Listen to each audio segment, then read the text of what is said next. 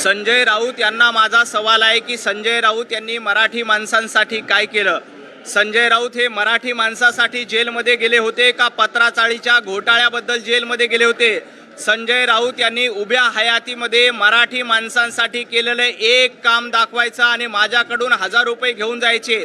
संजय राऊतांनी काय केलं असेल तर मराठी माणसांची घरं लुटण्याचं काम केलं, पत्राचाळीचं घरं लुटण्याचं काम केलं होतं. संजय राऊत, तुम्ही जेलमध्ये मराठी माणसांचा कैवार घेऊन गेला होतात का?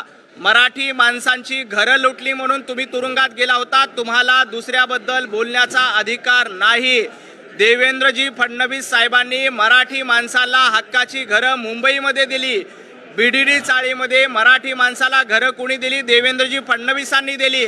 आदित्य ठाकरे कॅबिनेट मंत्री असताना बीडीडी चाळीमध्ये 50 लाख रुपयाला एक घर ठेवलं होतं. मराठी माणसाला घर मिळू नये यासाठी आदित्यजी ठाकरे तुम्ही प्रयत्न केले होते.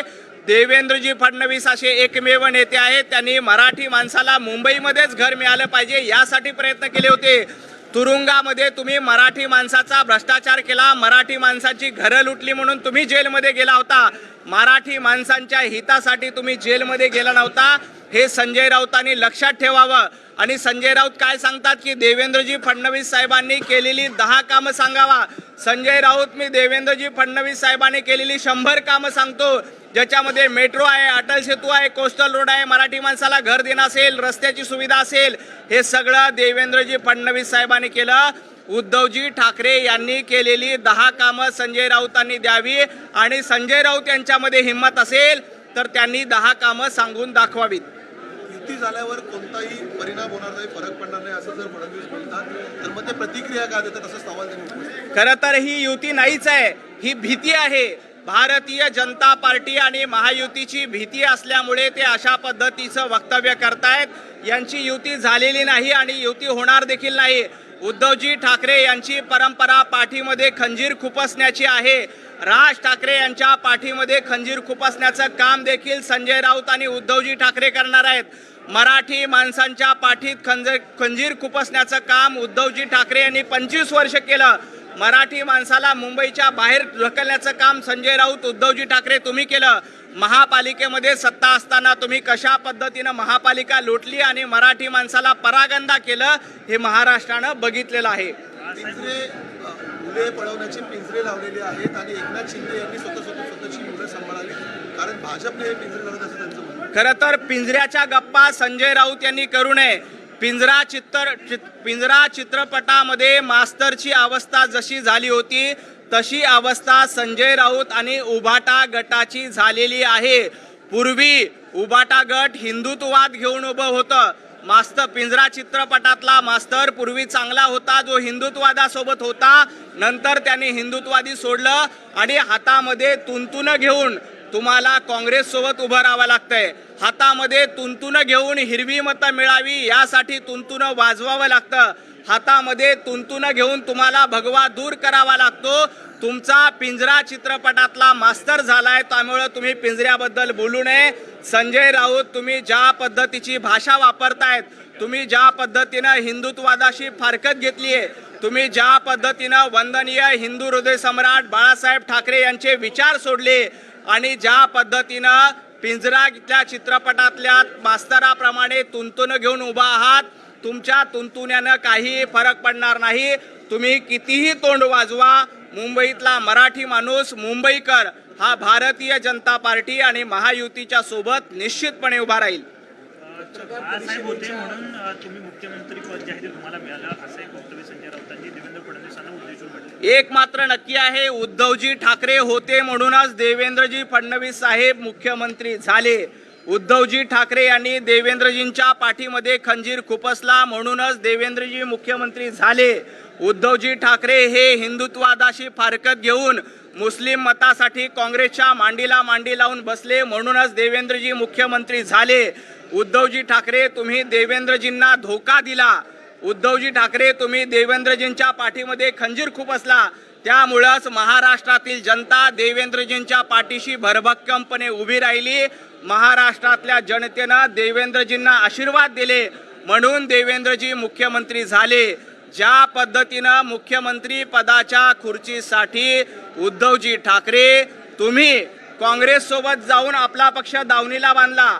आता उभाटा गटाची मुस्लिम लीग झालेली आहे आणि मुस्लिमांचं लांगुल चालन करणं, एकाच धर्मियांची मतं मिळवण्यासाठी लांगुल चालन करणं हे संजय राऊत आणि उभाटा गटाचं काम झालंय. मनसेकडून एक आरोप जो आहे तो भाजपवरती करण्यात एक आधी आलेला संजय राऊत. मनसेकडून एक आरोप भाजपवरती करण्यात आलेला आहे की मराठी आणि अमराठी वाद जो आहे तो आता भाजपच निर्माण करते असं त्यांनी म्हटलं. भारतीय जनता पार्टीनं कधीही मराठी अमराठीचा वाद केला नाही. उलट मनसेने कशा पद्धतीनं अमराठी माणसांना मारहाण केली, कशा पद्धतीनं प्रांतवादाच्या नावावर, भाषेच्या नावावर सर्वसामान्य मुंबईकरांना मारलं, त्यामुळंच बटेंगे तो पिटेंगे अशा पद्धतीच्या पोस्टर काही ठिकाणी लावण्यात आलेले आहेत.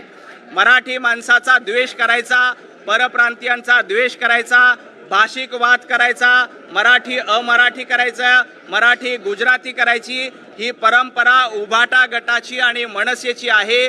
मुंबईकरांनी आणि महाराष्ट्राने ही परंपरा ओळखलेली आहे. त्यामुळं तुम्ही कितीही प्रयत्न केले तर मराठी अमराठी होणार नाही.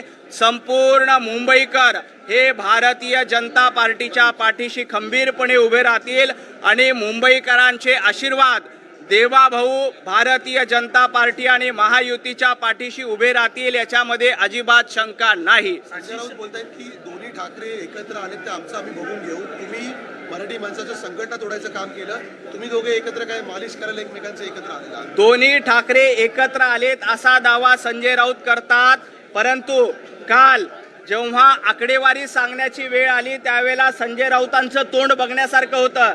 राज ठाकरे असं म्हणाले की आता आम्ही आकडेवारी सांगणार नाही.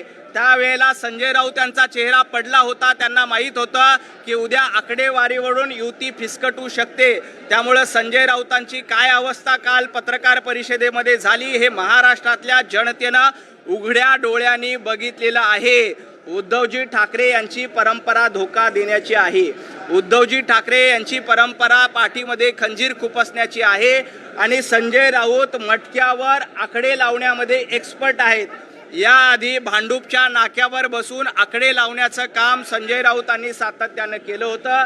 आता देखील ते अशाच पद्धतीचे आकडे लावतायत, पण मराठी माणूस अशा आकड्यांवर विश्वास ठेवत नाही. मराठी माणूस केलेल्या कामावर आणि देवाभाऊंवर विश्वास ठेवतो. आशिष शेलारावरची टीका जी आहे ती मनसेकडून आता केली जाते.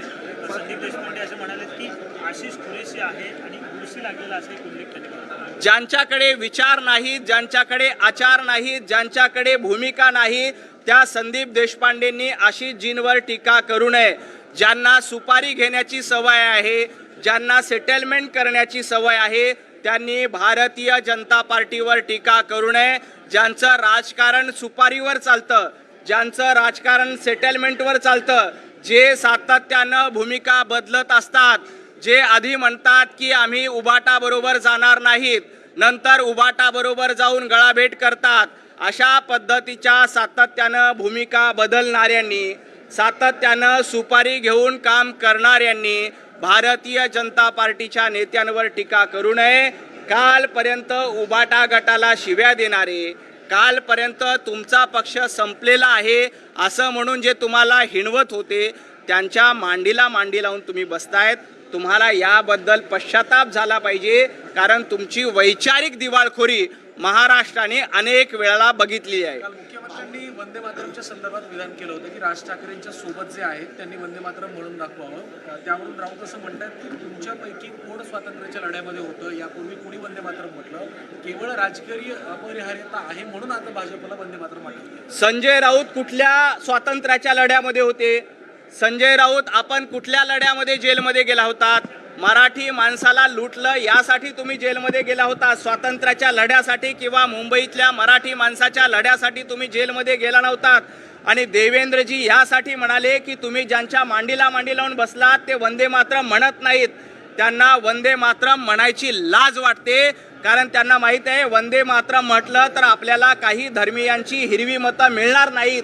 त्यामुळं माझं संजय राऊतांना देखील आव्हान आहे, तुम्ही जाहीर व्यासपीठावरून संपूर्ण वंदे मातरम म्हणून दाखवा. तुमच्यामध्ये हिंमत आहे ना वंदे मातरम म्हणण्याची, तर तुम्ही संपूर्ण वंदे मातरम संजय राऊतांनी जाहीर व्यासपीठावर म्हणून दाखवावा. कारण संपूर्ण वंदे मातरमला काही लोकांचा विरोध आहे, काही हिरव्या मतांचा संपूर्ण वंदे मातरमला विरोध आहे. संजय राऊतांमध्ये एवढाच दम असेल, संजय राऊतांमध्ये एवढीच हिंमत असेल तर त्यांनी संपूर्ण वंदे मातरम म्हणून दाखवावं. तुम्ही ज्या मुस्लिम मतांच्या जोरावर, ज्या हिरव्या मतांच्या जोरावर स्वतःची पार्टी मुस्लिम लीग करून घेतायत, तुमची काय अवस्था झाली हे महाराष्ट्राने बघितलेलं आहे. बावनकुळेंनी वेगळ्या विदर्भाची भूमिका मांडली, त्यावेळी महाराष्ट्राचे मुख्यमंत्री म्हणून देवेंद्र फडणवीस यांनी त्याला जाब विचारायला पाहिजे होता, असंही राऊत म्हणताय. वेगळ्या विदर्भाची आत्ता भारतीय जनता पार्टीची भूमिका नाही. संयुक्त महाराष्ट्र मुंबईसह असला पाहिजे हीच भारतीय जनता पार्टीची भूमिका आहे. वेगळा विदर्भ आत्ता आमच्या अजेंड्यावर नाही आहे. त्यामुळं बावनकुळे साहेबांनी जे वक्तव्य केलं त्याबद्दल देखील त्यांनी सांगितलेलं आहे की आत्ता आमची वेगळ्या विदर्भाची भूमिका नाही. युतीनंतर एक महत्त्वाची बातमी समोर येते. शरद पवार हे संजय राऊतांवर नाराज आहेत. मुंबईतल्या जागांबद्दल शिवसेना मनसेत चर्चा झाली, परंतु राष्ट्रवादीला ज्या जागा दिल्या जात आहेत त्यावरून ही शरद पवारांची नाराजी कळते. संजय राऊतांवर फक्त शरद पवार नाराज नाहीत तर संजय राऊत यांच्यावर राज ठाकरे देखील नाराज आहेत. आपलाच महापौर होणार असं राज ठाकरे यांनी काल सांगितलं होतं की महापौर आमचाच होईल. हे सांगितल्यानंतर उबाटा गटाचा आणि संजय राऊतांचा चेहरा बघण्यासारखा होता. त्यामुळं फक्त शरद पवार नाहीत तर राज ठाकरे देखील संजय राऊतांवर नाराज आहे आणि हे महाराष्ट्राने बघितलंय. यांची युती नाही तर ही फुटी आहे. ही फुटी महापालिकेत आपल्याला बघायला मिळेल. खूप खूप धन्यवाद.